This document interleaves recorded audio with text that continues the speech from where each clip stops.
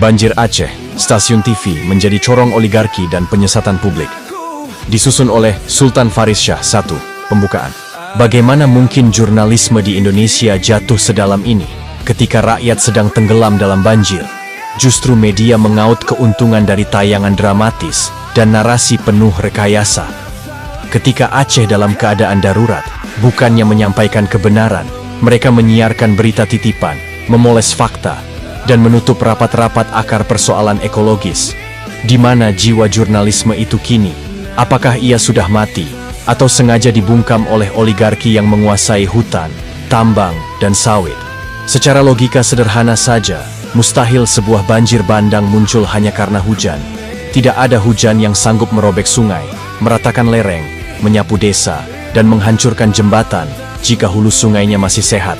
Jika tanggul jebol, itu bukan karena air terlalu banyak, melainkan karena hutan di belakangnya sudah hilang.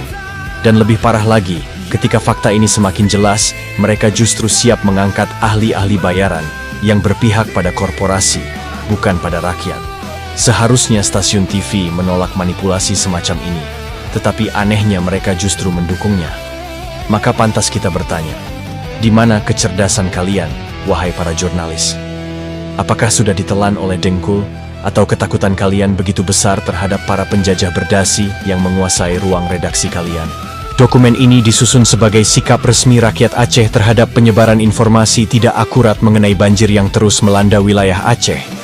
Selama bertahun-tahun, berbagai stasiun televisi nasional menampilkan berita yang tidak hanya gagal menggambarkan kenyataan, tetapi juga menyesatkan publik secara sistematis. Media nasional berulang kali menyiarkan bahwa banjir terjadi semata-mata akibat cuaca ekstrem, tanpa menyebut kerusakan lingkungan yang masif akibat industri tambang, sawit, dan pembukaan lahan besar-besaran. Citra satelit, laporan ilmiah, dan data lembaga resmi menunjukkan fakta yang sangat berbeda. Sungai menyempit, das rusak parah, hutan hilang, dan tanah tidak lagi mampu menyerap air. Aceh menuntut kejujuran dan integritas pemberitaan. Media memiliki tanggung jawab moral dan hukum untuk menyampaikan informasi yang benar, bukan narasi yang sengaja mengaburkan kebenaran. Banjir bukan sekadar bencana alam, itu adalah hasil dari kebijakan buruk, izin industri yang merusak, dan penggundulan hutan besar-besaran. Referensi dasar, UU Nomor 40, Tahun 1999, tentang pers, Kode Etik Jurnalistik Dewan Pers.